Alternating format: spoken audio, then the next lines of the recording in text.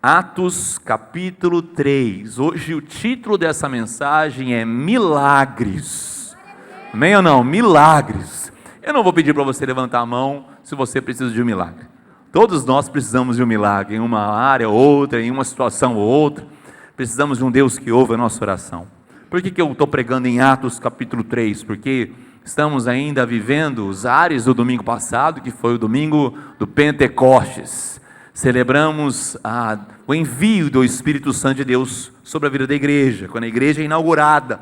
E esse movimento que um dia alcançou nosso coração também é celebrado no Pentecostes. E logo em seguida, esse povo, esses homens e mulheres que foram alcançados ali com a pregação do Evangelho, viveram milagres maravilhosos. E um dos primeiros milagres, digamos, apostólicos, que foi acontecendo logo após ao Pentecostes, a descida do Espírito Santo, está relatado no capítulo 3 do livro de Atos. E eu quero que você leia comigo a partir do primeiro versículo, depois eu vou guiando você por outros versículos também. Atos capítulo 3, a partir do versículo 1, a palavra do Senhor diz: Pedro e João estavam se dirigindo ao templo para a oração das 3 horas da tarde. Estava sendo levado um homem, coxo de nascença, que diariamente era colocado à porta do templo, chamada Formosa, para pedir esmolas ao que entravam. Quando ele viu Pedro e João, que iam entrar no templo, pediu-lhe que dessem uma esmola. Pedro, fitando juntamente com João, disse: olhe para nós. Ele os olhava atentamente, esperando receber alguma coisa. Pedro, porém, lhe disse: não possuo nem prata nem ouro, mas o que tenho, isso lhe dou. Em nome de Jesus Cristo, o Nazareno, levante-se e ande. E pegando na mão direita do homem, ajudou-o a se levantar. E imediatamente os seus pés e tornozelos se firmaram, e dando um salto ficou em pé. Começou a andar e entrou com eles no templo, pulando e louvando a Deus. Todo o povo viu o homem andando e louvando a Deus. Reconheceram que ele era o mesmo que pedia esmolas, assentado à porta formosa do templo. E ficaram muito admirados e espantados com o que tinha acontecido. Versículo 13. O Deus de Abraão, o Deus de Isaque e o Deus de Jacó, o Deus de nossos pais, glorificou o seu servo Jesus, a quem vocês traíram e negaram diante de Pilatos, quando este já havia decidido soltá-lo. Vocês negaram o santo e o justo e pediram que fosse solto um assassino. Vocês mataram o autor da vida, a quem Deus ressuscitou dentre os mortos, do que nós somos testemunhas. Versículo 19. Portanto, arrependam-se e se convertam para que sejam cancelados os seus pecados. Palavra do Senhor. Atos capítulo 3, na verdade todo o livro de Atos dos Apóstolos é uma narrativa de como começou a igreja. A igreja começou de uma forma muito simples. Ela não tinha um microfone, não tinha ministério de louvor, não tinha cadeiras confortáveis, estacionamento, não tinha nem local adequado para se reunirem. Ela começou com um movimento genuíno da pregação da palavra de Deus. Se existe algo que não pode faltar na igreja, é a pregação genuína da palavra de Deus. Tudo pode faltar, irmão. O ar-condicionado pode pifar, o louvor pode não ter, pode faltar tudo, mas não pode faltar a pregação genuína da palavra de Deus. E esse é um fato muito importante. Outra coisa que era seguida da igreja era um movimento forte de oração. Forte de oração. São dois aspectos presentes na igreja que se chama primitiva. Primitiva por causa do tempo, a primeira igreja. Mas de que primitivo não tinha nada no sentido da palavra de ser retrógrado. Era uma igreja que dependia do Senhor. É uma igreja que orava. Dedicava tempo em oração. E nós vemos aqui essa história tão linda, desse milagre, visto por todos. Conta essa história que acabamos de ler, que Pedro e João foram ao templo para a oração da hora nona, algumas versões vão dizer, ou às 3 horas da tarde. Eles tinham alguns momentos de oração, é como se fossem cultos diários. Pedro e João, já vivendo os ares da ressurreição, eles não estavam ali para fazer sacrifícios e viver a questão do judaísmo, pelo contrário, eles estavam ali, na verdade, para pregar o verdadeiro evangelho, tanto é que ele usa esse milagre para discorrer sobre a pregação do evangelho. Mas é fato que nós vemos essa figura, Pedro e João, às 3 horas da tarde, indo ao templo para a oração. Você tem que entender que no Velho Testamento e até no começo do Novo Testamento ainda, o judeu entendia que Deus, ele estava separado e se visto e tocado apenas num ambiente que se chamava templo. Lá no Velho Testamento você viu o tabernáculo, depois a construção do templo, um texto que nós lemos aqui das ofertas que foram trazidas por meio do rei Davi, e o seu filho Salomão vem a construir, esse templo é destruído, construído, e é fato que eles se veem com aquele templo em Jerusalém ali, e eles entendiam que para se conectar com Deus havia o templo. Algo que eu e você não entendemos mais no Novo Testamento. O próprio Senhor Jesus, quando ele entra no templo em Jerusalém, ele vira as mesas dos cambistas, ele fala, essa casa devia ser uma casa de oração, mas está fazendo uma casa de comércio. Deus não está fazendo apenas uma limpeza moral do templo, mas ele está falando, aqui está aquele que é maior que o templo. Ele não está falando só, tire as mesas dos cambistas e comece a oração. Não, ele estava falando assim, eu sou maior do que tudo isso. Porque para o entendimento da época, como você tocava os céus, era por meio do templo, do tabernáculo, depois do templo, e agora o meu entendimento e o seu, só tocamos os céus por meio de Jesus Cristo. Nós somos templo do Espírito Santo de Deus. Então nós não precisamos necessariamente estarmos aqui para termos conexão com Deus. Essa reunião é muito importante. As dependências da igreja são muito importantes para que possamos treinar pessoas, amar pessoas, fazer nossas reuniões, sermos instruídos, mas a nossa vida cristã não depende de um prédio físico, graças a Deus por isso. Mas aqui nós vemos um povo que ainda estava preso a isso. Mas Pedro e João vão às 3 horas da tarde ao templo para orar. Era a marca genuína de uma igreja, a oração. Agora nós vemos outro personagem aqui também. Este homem, que na verdade o texto vai discorrendo e você vai descobrir que ele tinha 40 anos de idade, paralítico. Ele nasceu com essa deficiência, não se sabe bem ao certo, quem sabe ele teve uma paralisia infantil, ali já nasceu com essa deficiência, algum problema no parto, não se deixa claro, mas ele nasceu paralítico. E ali esse homem era colocado todos os dias, à porta do templo, uma porta específica, a porta formosa, a principal porta de entrada do templo, onde todas as pessoas iam e vinham.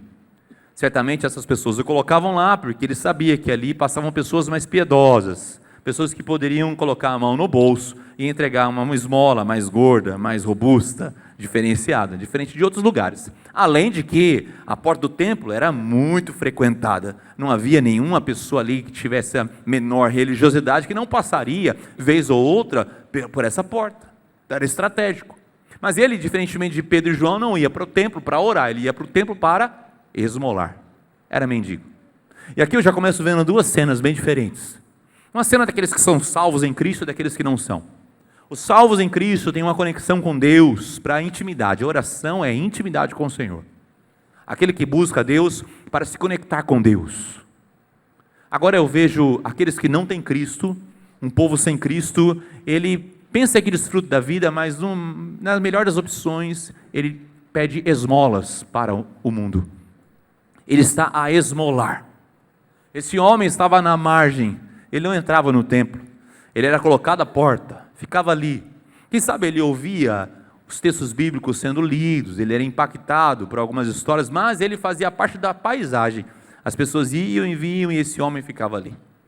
Eu fico imaginando que Pedro um dia, conversando com João, ele impactado por aquela cena, a indiferença dos corações, mas ele tinha andado tempo suficiente com Jesus Cristo, a sua própria vida, a vida de Pedro tinha sido mudada por um homem que não passava indiferente às circunstâncias, aos corações, ele mesmo tinha sido impactado por Jesus Cristo em sua própria vida, quando Jesus o restaura para o ministério, então ele vem e entrega aquilo que ele recebeu. Ele passa naquele momento da oração e não deixa-se ser levado pela religiosidade, mas ele para tudo. Aquele homem pede uma esmola, e eu fico a imaginar que Pedro, quem sabe, para ficar na altura daquele homem que não andava, coxo, ele dobra os joelhos e ele fala: olhe para nós. E naquele momento, eu louvo a Deus, que Pedro deve ter colocado a mão no bolso, e ele tirou nada, ele não tinha o que dar. Eu louvo a Deus que Pedro, quem sabe, ele não participava de uma igreja como a igreja central, e que ele pensou, poxa, esse domingo foi o domingo do quilo do amor. As despensas estão cheias de cestas básicas. Olhe para nós, eu vou pedir para alguém lá, um diácono, trazer uma cesta básica para você. Eu louvo a Deus que Pedro não fazia parte de uma parcela da comunidade cristã que acha que nós somos uma agência de assistencialismo para as pessoas. Nós fazemos isso, mas a nossa principal função não é essa. Eu louvo a Deus que ele não ligou para alguém e falou assim, vamos começar um ministério novo. Qual? O ministério dos colchonetes para os moradores de rua.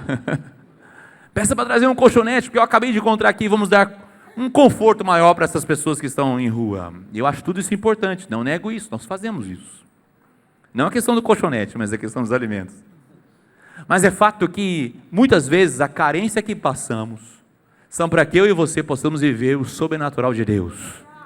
Quem sabe Pedro ou João tenham colocado a mão no bolso, nós não temos nada. O que podemos dar? Não tenho prata, não tenho ouro, mas aquilo que eu tenho, eu te dou. Em nome de Jesus, o Nazareno, levanta e anda. Sabe que muitas vezes eu e você precisamos viver um tempo de escassez, para que possamos repartir a essência do que somos. Muitas vezes nós não temos como contribuir financeiramente, mas temos algo muito mais poderoso que isso. São as nossas orações, é a nossa presença, é o compartilhar daquilo que um dia tocou e mudou a nossa vida, que é o Evangelho, e é exatamente isso que Pedro e João fazem. E é exatamente isso que eu e você precisamos fazer. Acontece um milagre, aquele homem levanta saltando e pulando, um homem que na verdade nunca aprendeu a andar, porque ele nunca tinha tido esse privilégio, ele nasceu paralítico. Então ele não só foi curado, mas instantaneamente ele aprendeu a usar as pernas, e foi muito bem, porque ele não só andava, mas ele pulava, ele saltava de alegria. Eu fico imaginando um culto sendo interrompido por um homem pulando e saltando. Quem sabe os mais religiosos iam falar assim, ei, fica quieto, você não está vendo? Silêncio, Deus está no templo. Mas esse homem não, ele pula, ele salta, ele louva a Deus, porque aquilo que tinha acontecido na vida dele, jamais havia acontecido. E eu não estou falando da cura das suas pernas, porque o texto deixa bem claro, ele louva ao Senhor. Ele, de alguma forma, esse homem entendeu que aquilo que aconteceu na vida dele não foi por intermédio de um homem, de uma mulher. Não tinha como alguém fazer isso se não fosse o próprio Deus. Aquele Deus do qual ele escutava às margens da porta do templo. Aquele Deus que as pessoas que iam e vinham e passavam por ele de forma indiferente, diziam que adoravam e glorificavam. Por isso que ele começa a louvar a Deus. E o texto todo de Atos capítulo 3 vai mostrar que Pedro e João entraram numa enrascada, porque os religiosos não gostavam disso. Eles não queriam a deturpação do status quo, do sistema religioso, e de repente vem Pedro e João e falam, não fomos nós, foi Jesus Cristo, o Nazareno. Ele é bem específico, porque o nome Jesus era um nome popular até naquela época, haviam outras pessoas que se chamavam Jesus, mas ninguém era identificado como Cristo, o Messias, o enviado, o prometido no Velho Testamento, e muito menos o Nazareno. Ou seja, ele colocou certinho, é Jesus, o Cristo, o Nazareno, aquele qual vocês crucificaram, mas Deus o ressuscitou. E ele fala assim, agora convertam-se, se arrependam dos seus pecados, para que possam viver algum tipo de refrigério na alma. Primeira questão aqui, esse milagre. Quando vemos milagres, entendemos que os milagres são a própria assinatura de Deus. Milagres, a assinatura divina. Você, quando vai fazer uma assinatura no documento, para que tenha autenticidade, você precisa ir no cartório, o cartório tem que ver se é você mesmo, às vezes tem que fazer presencialmente, você tem que dar algum documento para comprovar se é você ou não, e assim por diante. Tem que ter uma assinatura autenticada. O milagre é a autenticação da presença de Deus, é a digital de Deus na nossa vida. Então o milagre que eu e você experimentamos em diversas áreas da nossa vida, é a autenticação de que Deus trabalha no meu e no seu coração. Você pode dizer amém para isso? Então quando olhamos para nós, olhamos que Deus fala muito mais ao nosso coração do que à nossa mente. E toda a igreja dos séculos, ela tenta se defender a veracidade disso, a veracidade daquilo, e eu entendo isso tudo, essa apologética, essa defesa da fé, mas muito mais do que você trazer informações à mente, eu e você deveríamos trazer informações ao coração. Um milagre que acontece na minha e na sua vida são a prova, a assinatura divina de Deus, porque se não fosse Deus, o que seria de nós? E no final aqui nós vamos orar por milagres, porque Deus continua fazendo milagres na nossa vida. Muitos milagres já aconteceram, mas Deus continua fazendo e Ele pode fazer. Diz amém para isso. Então, mas aonde vem essa autoridade para realizar milagres? Pedro é cirúrgico. Pedro, ele não deixa para explicar depois. Ele não fala, ele não fica quieto e se omite nessa pergunta. Ele vai e regula a expectativa das pessoas. Pedro, ele fala ali em Atos capítulo 3, versículo 12, ele fala: à vista disso, Pedro se dirigiu ao povo dizendo: israelitas, por que vocês maravilhais disto, ou por que fitais os olhos em nós, como se pelo nosso próprio poder ou piedade o tivéssemos feito andar? Ele deixa bem claro que esse poder, essa virtude, essa piedade, não eram dele, muito menos de João, mas era de Jesus Cristo, o Nazareno. Ele só poderia compartilhar de uma autoridade que lhe foi dada, e é isso que fazemos como igreja. O que fazemos como igreja é compartilhar de uma autoridade que não é nossa, uma autoridade compartilhada com outras pessoas, quando você ora, quando você prega o evangelho. E é lindo porque Pedro, ele deixa isso bem claro. É um antídoto contra esse anseio espiritual, esse devaneio que algumas pessoas têm hoje em dia. E aqui eu faço uma crítica contemporânea. Você vê algumas pessoas que se autodenominam milagreiros, profetas, profetisas, que dizem falar em nome de Deus, colocam em suas bocas e dizem: assim Deus tem falado. Ai, quanto temor deveria haver no coração de um homem e de uma mulher, de poder falar: eu falo em nome de Deus. Palavras como: não há ninguém no Brasil que faça milagres como eu. Certa vez eu ouvi de uma pessoa. Certa vez os meus próprios ouvidos ouviu de uma pessoa falando assim: há poder em minhas mãos. Pessoas que se autodenominam mais especiais que outras. É quase a quarta pessoa da Trindade andando entre nós. Eu até desconfio que essas pessoas não dormem, elas levitam. Eu preciso saber que tipo de Deus que elas estão se curvando, porque eu vejo Pedro, eu vejo Paulo, eu vejo esses homens, mulheres de Deus, com uma convicção de uma pobreza tão grande, de uma humilhação tão grande, e hoje eu vejo pessoas se autodenominando tão grandes, ao invés de entender a sua humilhação e entender que nós somos apenas instrumentos. O que é o bisturi numa bandeja fria no hospital, se não for conduzido pelas mãos de um cirurgião habilidoso? O que é a minha, a sua vida, se Deus não resolver trabalhar conosco e nos usar, meu irmão? Então cuidado com essas pessoas que se autodenominam. Elas deveriam, e todas as pessoas que são usadas verdadeiramente por Deus, elas crescem em humildade e não exaltação. Pessoas ganhando títulos e mais títulos.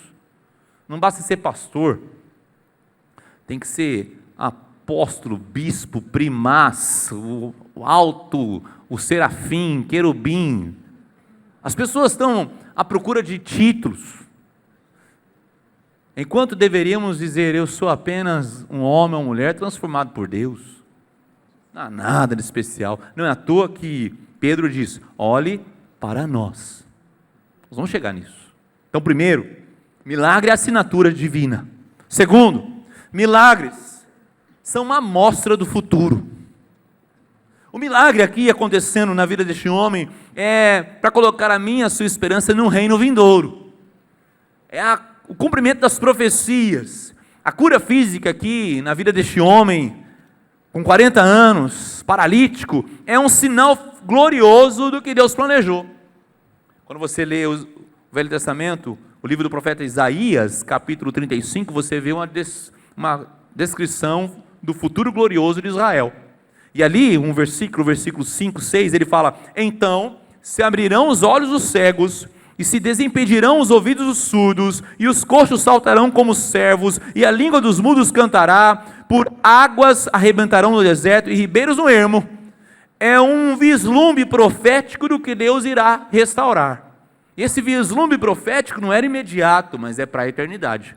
Então o milagre que acontece na minha e na sua vida é para regular, afinar a nossa visão com a eternidade. De alguma forma, isso se cumprirá de forma plena na eternidade. O milagre, então, não é para que você e eu venhamos nos satisfazer com a vida terrena, pelo contrário. O milagre que acontece na minha e na sua vida, ou na vida do irmão, da irmã, de alguém que você reconhece, é para que o meu e o seu coração esteja ainda mais alicerçado na eternidade, porque é lá que Apocalipse, João escreve em Apocalipse, que toda lágrima se enxugará de todos os olhos. É lá que não haverá luto, não haverá pranto, nem ranger de dentes. É lá que o nosso último inimigo será totalmente vencido, que é a morte. Plenamente já vencido na cruz, mas estabelecido sobre a nossa vida na eternidade. É lá. Então, o milagre é essa amostra do futuro. Já foi em festa de casamento. Casamento é uma benção. Marca 7, a noiva chega às 8. O pastor chega lá às 6h30, porque tem que chegar meia hora mais cedo. Pensa só, 6h30 eu chego lá, o casamento não começa às 7. A noiva atrasa, quando não é a noiva, é a mãe da noiva, é a avó da noiva, a tia, ou acontece alguma coisa, atrasou. Aí começa o culto às 8. Aí você faz a celebração, nós somos rápidos aqui, os pastores são bênção.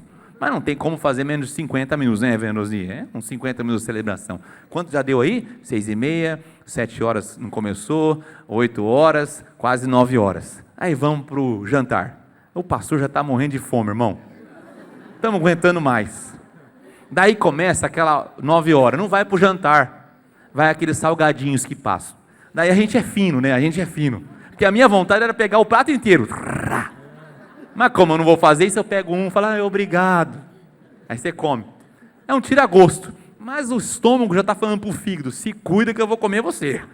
Tanta fome que tem. E você vai lá no tira-gosto, vai, né, tira-gosto. Passou, o pastor fincou ali, já, pá. Mas só que não dá para você se levantar e ir embora.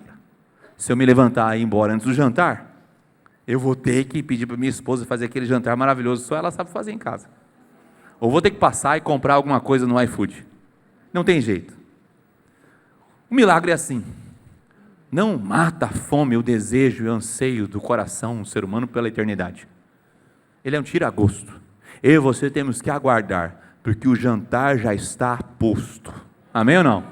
O jantar já está posto. Fala para a pessoa que está do lado. O jantar já está posto. Pastor, falando de jantar essa hora, é tristeza, hein? Quer ver? Você vai gostar. Fala para a pessoa que está do lado assim, paga o meu jantar hoje, vai, paga o meu paga o meu jantar, vai. Faz aí, irmão. Paga o meu jantar essa noite, por favor. Poxa vida. Essa aí você gostou, né? Eita glória. Mas não vem com entradinha não, já vai no prato principal, irmão. Mas o milagre é essa amostra do futuro. Agora, um milagre também é apenas a sombra de uma necessidade real. Apenas a sombra de uma necessidade real. Na verdade, esse homem precisava muito mais do que a cura física. Ele precisava do seu coração transformado. Não é à toa que ele entra no templo louvando a Deus. Ele não sai correndo e vai para casa mostrar o que ele fez. Ou fala assim, agora eu vou fazer o meu sonho, eu vou ser jogador de futebol. Tem pessoas que às vezes recebem milagres e são egoístas neles. Desfrutam do milagre que Deus fez em suas vidas, mas não devolvem em louvor e adoração a Deus. Este homem, ele não estava querendo mostrar para as pessoas, mas ele louvava, ele saltava, ele glorificava a Deus. Ele entregou a sua gratidão primeira, as suas primícias a Deus. Você lembra de outra passagem que Jesus Cristo estava pregando os valores do reino numa casa? A casa estava cheia de gente. 4 amigos, tinham o quinto amigo era um paralítico, muito parecido com essa história. E eles falaram assim, poxa, esse homem aí tem feito milagres, ele pode curar você. Ele falou assim, mas quem vai me levar? Pode deixar, amigo de verdade é assim. Pegaram o homem, colocaram certamente numa maca, num lençol, eu não sei, mas levaram até Jesus. Quando chegaram naquela casa, não tem fila preferencial. E agora? Como é que a gente vai entrar? Tudo apertado, o pessoal não quer sair de lá, meio que nem igreja assim, todo mundo dá espaço para todo mundo, né? Oh, meu Deus do céu. Mas, sabe, naquelas casas, em tempos bíblicos, tinha uma pequena escada lateral que dava acesso ao telhado, e o telhado não era laje como é hoje, então era fácil acesso. Então eles falaram, vamos subir, e de forma arquitetônica, vamos fazer uma engenharia, vamos tirar um pedaço do telhado, espero que eles tenham pago o dono da casa depois, e descer o homem aos pés de Jesus. Olha que plano maravilhoso, desceram Jesus lá, agora é só esperar, e esse homem vai sair andando, porque eu não aguento mais carregar ele. Eu vim, mas agora você tem que voltar andando. Mas eis que, para surpresa de todos, Jesus fala, seus pecados estão perdoados, e Jesus continua como se nada tivesse acontecido. O que acontece? Todo mundo começa, primeiro, duas coisas. Primeiro, que é óbvio que esse homem quer ser curado. Será que Jesus não percebeu disso? Será que eu vou ter que falar isso para Jesus? Segundo, quem é ele para perdoar pecados? Ele pensa que é Deus. Exatamente. Diz o texto que Jesus sabia o que estava no coração daqueles homens e mulheres, e ele fala, olha, o que é mais difícil? Curar esse homem ou perdoar seus pecados? E aí é um choque, porque curar até poderia ser possível, agora perdoar pecados tinha que vir de Deus. Então eles sabiam que a grande dificuldade ali não era fazer aquele homem andar, mas era declará-lo perdoado. Daí ele faz a seguinte declaração poderosa, para que vocês saibam que eu tenho autoridade para perdoar pecados. Ele virou para aquele homem paralítico e falou assim, levanta e anda. E aquele homem se levantou andando e glorificando a Deus. A grande questão é o seguinte, é que eu e você até pensamos que aquele homem precisava ser curado da sua paralisia, mas Deus realmente sabe o que precisamos. O que aquele homem precisava era de uma cura de coração, era de salvação. E quantas vezes eu e você pedimos coisas equivocadas para Deus, mas Deus sabe o que realmente nós precisamos, Ele sabe. Então quando Deus aparentemente não responder sua oração, não fica zangado com Ele não. Ele sabe o que você precisa, e o milagre na verdade é apenas a sombra de uma necessidade real que nós precisamos. Aquele homem precisava ser acolhido nas suas debilidades, ele precisava ser reconhecido. Quando Pedro é usado para dizer, olhe para nós, ele está falando assim, olha para nós, eu te enxergo, você não é alguma coisa na paisagem, você não pode ser tratado de forma indiferente, Deus quer curar o seu coração a partir do seu físico, das suas emoções, mas Ele quer regenerar você, Ele quer trazer salvação ao seu coração. Olhe para nós, os milagres. Ele fala, arrependei-vos. Pedro conclama mudança de vida. Ele usa esse milagre e fala, vocês precisam de arrependimento. Arrependimento é uma mudança radical de vida que eu e você não conseguimos provocar em nós mesmos. Quando lemos a obra de C.S. Lewis, um livro muito importante, você devia ler, Evangelho Puro e Simples. Uma das frases que ele fala nesse livro, ele fala o seguinte, um homem caído, ou uma mulher caída, no sentido do espiritual, do pecado, não é simplesmente uma criatura imperfeita que precisa melhorar. É mais do que isso. Ele é um rebelde, que precisa depor as armas. Ele precisa depor as armas, ele precisa render-se. Essa é a única maneira de sair do nosso buraco, disse C.S. Lewis. Eu e você temos que nos render, é por isso que nós falamos sobre rendição. É quando você não tem para onde ir a não ser para Cristo Jesus. Foi o próprio Pedro que disse, para quem iremos, se só tu tens as palavras de vida eterna? É depor a nossa vida, é nos render, porque eu e você não precisamos apenas de um retoque da nossa existência. E tem muita gente levando a igreja como um retoque moral. Tem várias pessoas que voltam para a igreja, e existe um fenômeno no Brasil de jovens, adolescentes, jovens que estão na igreja, entram nas faculdades, esquecem de Deus, vivem a sua vida, depois eles casam, alguns deles casam, daí eles têm filhos, Eles são lembrados que eles precisam dar valores para o coração dos filhos. Daí há um retorno desses jovens pelos filhos. E a palavra dessas pessoas são: eu precisava dar algo de valor para os nossos filhos, porque esse mundo está perdido, pastor. As pessoas, elas encaram a igreja como há valor moral, e eu preciso dar valores morais. A gente não precisa de transformação, a gente só precisa de alguém que fale que o que é certo e o que é errado. Eu só preciso de um ambiente saudável para o coração dos meus filhos, enquanto que eles não entenderem o que é o Evangelho. O Evangelho é pegar eu e você e nos moer, é nos destruir, para nos construir novamente. Você lembra no Velho Testamento a figura daquele homem trabalhando no barro, o oleiro, que trabalha no vaso. E quando é necessário, ele destrói aquela massa e continua a moldar um vaso segundo a sua vontade. Isso é Evangelho. O resto é escola da moral. E escola da moral, você pode ir para outros lugares. Igreja vai alcançar a sua moral? Claro que vai, mas vai alcançar antes a sua identidade. Nossa vida será transformada. É por isso que Pedro, ele entende que aquele motivo não era um motivo para descansar. Ele fala: olha, arrependam-se, convertam-se dos seus maus caminhos. Ele diz o texto aqui: portanto, arrependam-se e se convertam para que sejam cancelados os seus pecados. Está falando, esse milagre é para mostrar para vocês a assinatura, a autenticação de Deus com relação ao Cristo ressurreto.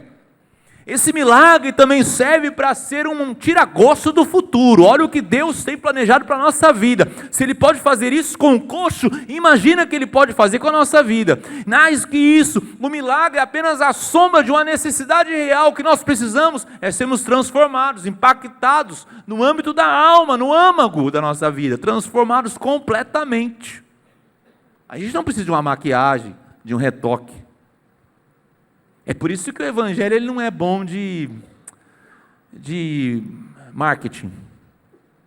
Porque se o Evangelho fosse bom de marketing, ele fala assim: não, venha cá, você está precisando de um retoquezinho ali, olha, vai ter uma melhorinha aqui. Não, o Evangelho fala assim: você é pecador, não presta.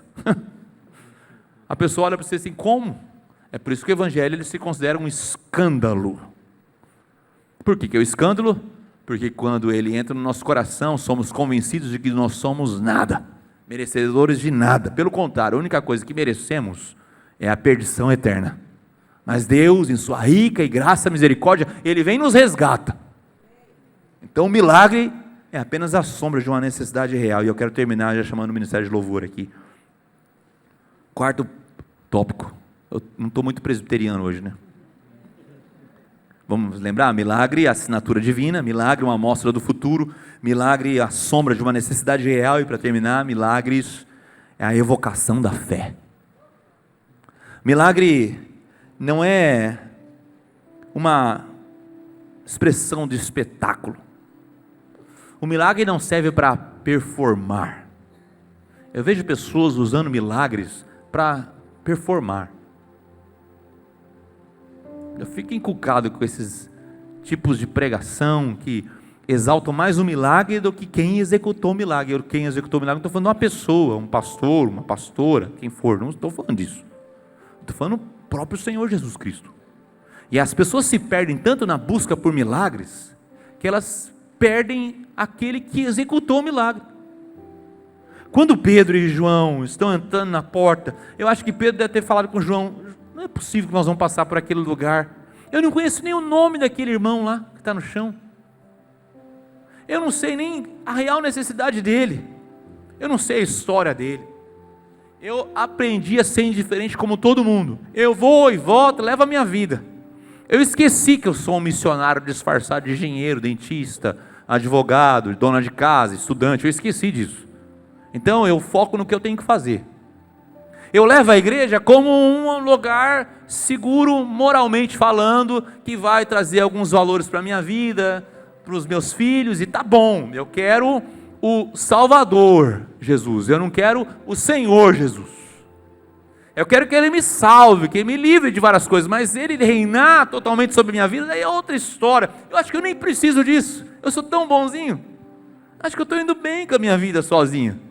Deus tem tanta coisa para se preocupar, Quem sabe ele não tem outros problemas para cuidar nesse mundão afora? Pode deixar que a minha vida cuido eu.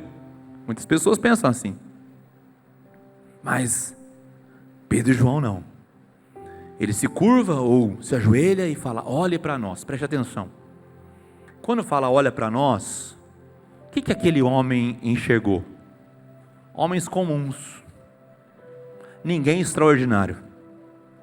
Não enxergou o grande pregador do momento, não enxergou uma pessoa com milhares de seguidores nas redes sociais, enxergou alguém comum. Quando Pedro ele tem a audácia de dizer olha para nós, é como se ele estivesse dizendo: ei, eu sou alguém como você. Sabe qual a diferença entre eu e você? E as pessoas podem de forma equivocada pensar: você anda e eu não? Não. Por um momento eu fui salvo pela graça. Essa é a única diferença. A graça de Jesus Cristo. Olha, a propósito, eu não tenho nem prata nem ouro. Eu saí despreparado de casa. Eu não tenho como te ajudar financeiramente aqui. Aquele homem disse que ele olhou, esperando alguma oferta, uma esmola, e ele, quem sabe nesse momento, ele diz: então, qual o motivo de você ter me parado? Ele fala: mas aquilo que eu tenho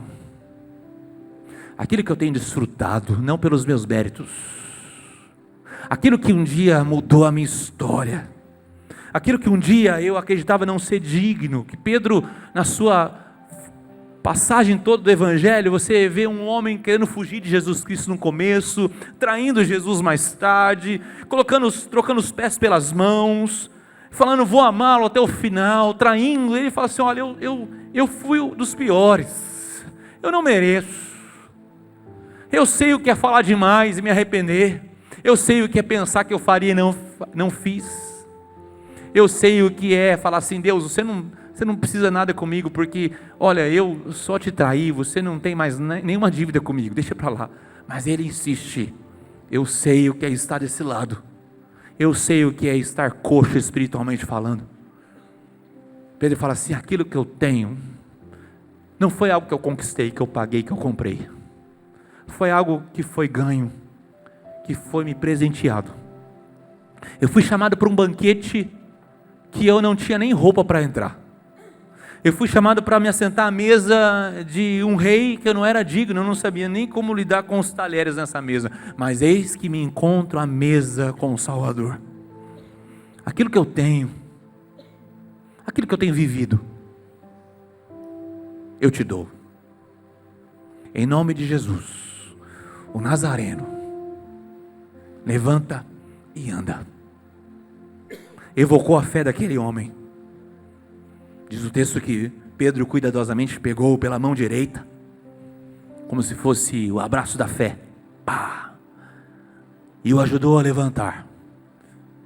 Porque às vezes as pessoas não creem totalmente num milagre, as pessoas parecem que serem acordadas, despertadas. Ei, ele se coloca em pé, firma os passos.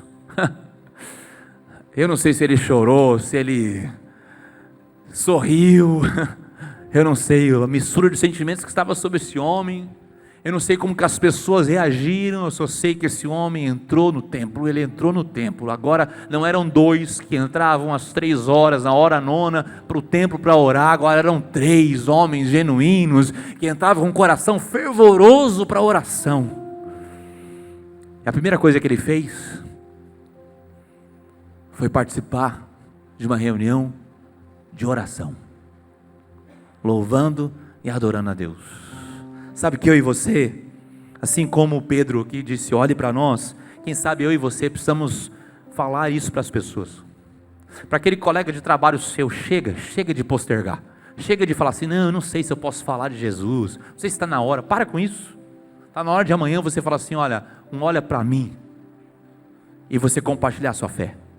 Quem sabe aquele vizinho, aquele pessoa que mora com você, está na hora de você parar com essa brincadeira de falar assim: não, amanhã, quem sabe eu convido ele para um culto, vou esperar alguma coisa que vai acontecer na igreja, daí sim eu convido essa pessoa. Ei, para com isso. Pedro não esperou o espetáculo de Páscoa para convidar esse coxo.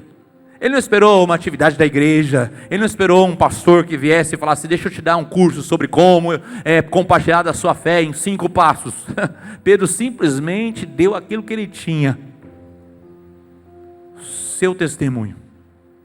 Eu não sei, mas para quem que eu e você precisamos dizer essa semana? Olhe para nós. Alguém da sua casa, alguém da sua família, alguém que faz tempo que você não vê. E olhar para nós é o seguinte: olha para mim, eu sou imperfeito, tenho várias imperfeições e você conhece todas elas. Eu sei que você conhece, eu sei que você sabe o meu passado, mas eu quero te contar de algo que eu tenho, algo que tem mudado a minha vida. É um processo, eu compreendo isso, eu ainda estou em mudança, estou em transformação, estou em obras, mas Deus tem feito algo na minha vida e eu tenho que compartilhar o que Deus tem falado ao meu coração, falado na minha hombridade, na minha feminilidade, no caso das mulheres, tem falado comigo no meu casamento, falado comigo nos meus negócios, falado comigo na minha vida como um todo. Ele tem falado, Ele tem ministrado, eu tenho encontrado uma luz que eu não encontrava, Ele tem trazido luz às escuridões, às trevas do meu coração, a minha alma tem sido de alguma forma transformada. Isso não pode de forma nenhuma ter sido feita por obra humana, tem que ter sido Deus.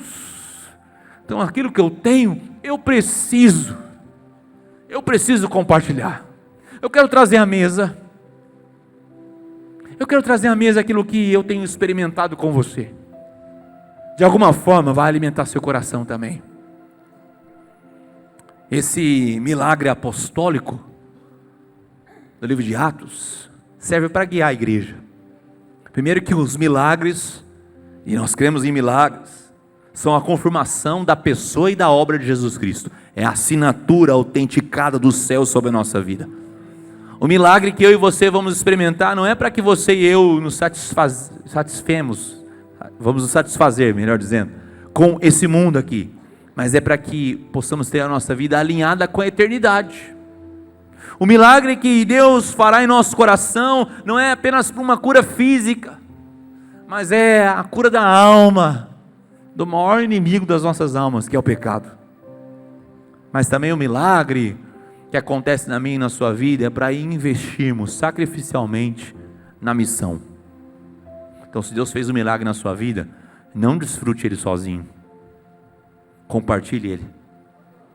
Que seja uma semente para evocar a fé no coração das pessoas.